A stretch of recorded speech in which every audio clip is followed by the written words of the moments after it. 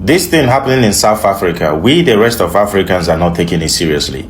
This is a Ghanaian who was caught in South Africa by South Africans. They forced him to make a video to warn other Ghanaians, to tell other Ghanaians to leave South Africa, to go back to Ghana and fix their country. And they forced him out of Ghana. Listen. And you see, I strongly believe that these people need education, because the liberation of South Africa was not just by the effort of South Africans. No, countries like Ghana, Zambia, Tanzania, Nigeria, and a host of others contributed largely to the liberation of South Africa. South Africans are like that friend that you have. When they're in need, you help them, but when you need, they turn their back on you. Hello, good morning, Accra. Good morning, Ghana. Sawubona, Ghana. Dumela.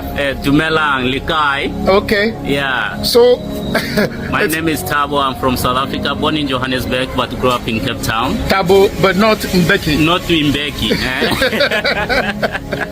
Listen. So yeah, I'm married to a Ghanaian. Oh, okay. I enjoy Ghana. I've been here since 2015. Wow. You know. You see the way South Africans are feeling like, South Africa is everything to them, that they are not going to migrate to any other country.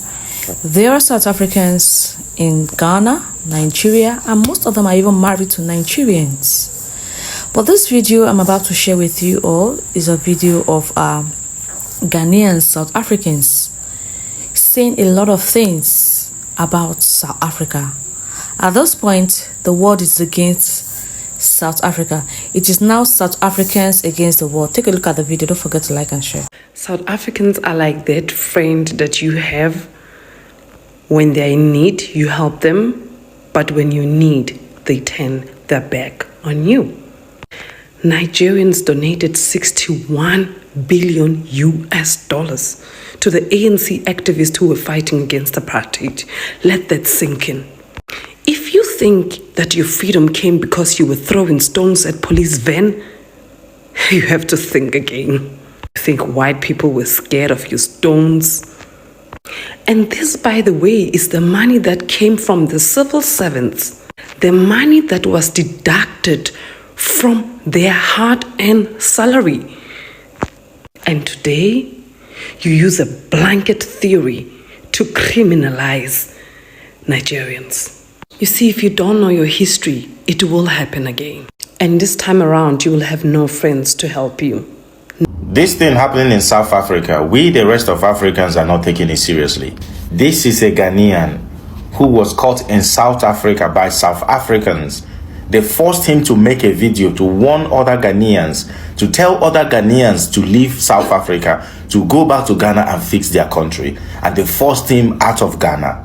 Listen to him. My fellow Ghanaians, they are warning us it's time to go home. So please, let's go home and fix our country. Thank you. Now, how does that sound? And I also saw in news this morning that President Bola Ahmed Tinubu is telling Nigerians in South Africa to lock their businesses because of the xenophobic attack. Is that a solution? Does that point towards a solution to the problem at hand? And MTN in Nigeria is giving people data. MTN in Nigeria is offering Nigerians data because of poor services. When are we going to start sticking up for each other? When are we going to start paying these South Africans with the same coin they are paying our people in South Africa? Are there no Ghana? Are there no South African businesses in Ghana? Are there no South Africans in Ghana? Are there no South African businesses in Nigeria? You want to tell me that there are no South Africans in Nigeria? You want to tell me that there are no South Africans in Tanzania, in Botswana, in Kenya, in Namibia? You want to tell me that there are no South African businesses in other African countries? I don't know how genuine or how true that news is, that the president of Nigeria is telling Nigerians in South Africa to close their shops, to close their businesses because of the xenophobic attack. But the businesses of the South Africans in Nigeria is still thriving, is still moving. Nobody's telling them to close their businesses in Nigeria. But the Nigerian president is telling Nigerians in South Africa to close their businesses.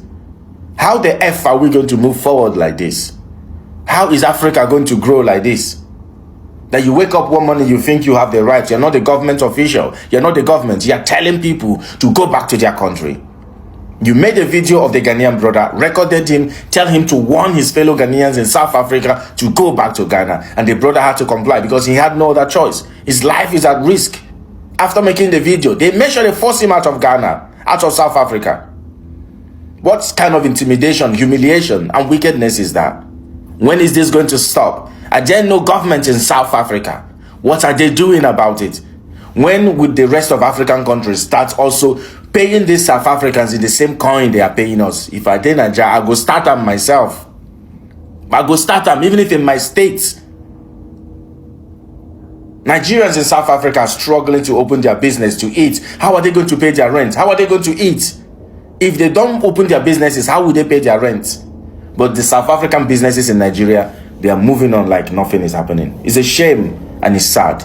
This must stop. The effort of South Africans. No, countries like Ghana, Zambia, Tanzania, Nigeria, and a host of others contributed largely to the liberation of South Africa. Ghana, for instance, in 1957, after Ghana had its independence, Dr. Kwame Nkrumah made Ghana the Center for African Freedom Movement. And in 1958, All African People's Conference was held in Ghana, Accra to be specific, whereby African freedom fighters and South African activists were paraded. And notable names like Oliver Tambo, who was then the leader of ANC, was in attendance. Duma Nukwe, who was the general secretary of the ANC, was also there. And then Patrick Duncan from the Liberal Party and Alfred Hutchinson were all in Ghana for that particular conference. And you see, all the South African activists who were in attendance were hosted and funded by Ghana. From 1960 to 1980, Ghana exclusively had a scholarship and free education for South Africans. And thousands of South Africans who were fleeing apartheid were given admissions in schools like KNUST and Legon. And all these people, majority of them after the apartheid, became leaders in South Africa. And you know that even between 1960 and 1990, there was an organized protest by Ghanaians in solidarity with South Africans against apartheid. It is well documented that Ghana even boycotted apartheid-linked goods and even refused relations with apartheid government. Dr. Kwame Nkrumah did a lot for South Africans because he believed that Ghana's independence was meaningless unless it was linked with the total liberation of Africa. So he was doing everything possible just to ensure that South Africans would be liberated. And you see, it wasn't just Ghana alone. Nigeria, Tanzania, Zambia all contributed largely to the liberation of South Africa. Africa supported South Africa with money, shelter, and other facilities just to ensure that South Africans will be comfortable. And today, any slave queen can just wake up in South Africa and approach people in the street requesting for their travel documents. And failure to do that comes with lashes and all manner of maltreatment and assault. And the silence of the South African government makes me believe that all these people are being empowered by the South African government. And it is quite sad that Africans supported South Africans in the fight of apartheid, but now are being betrayed by the same very people they supported. It's either people like Victoria Africa, aka Queen V, do not know the history of South Africa, or maybe she's just interested in being a slave queen and is not ready to learn. And you see, there are no issues to complain about if migrants are being pursued because of illegalities and other fraudulent activities. When migrants are involved in prostitution, criminal activities, and are flouting on the laws of the land, that one, the laws can deal with them. And even with that, not in this manner, because I don't think anybody at all can rise up and say, I think you are flouting the laws of Ghana, so I want to deal with you, or show me your passport, or show me your documents. It is never done because there are people assigned to do that work. So nobody at all can wake up and say, I want to see your documents, else I am going to lash you or I'm going to assault you. But this is what is happening in South Africa. And no matter how you see it, it is very bad. Xenophobia is still ongoing in South Africa. And it is time African leaders rise up and speak against it before it gets out of hand. Until then, if you're Ghanaian, a Nigerian, Zambian, or Tanzanian, just know that you are not safe in South Africa. So whatever that you can do just to ensure your safety in that country,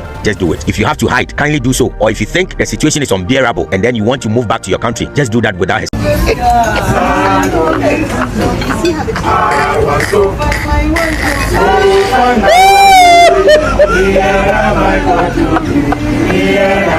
Black South Africans dancing to their masters. Look at the way they are dancing, rejoicing, singing for them, and their masters are eating.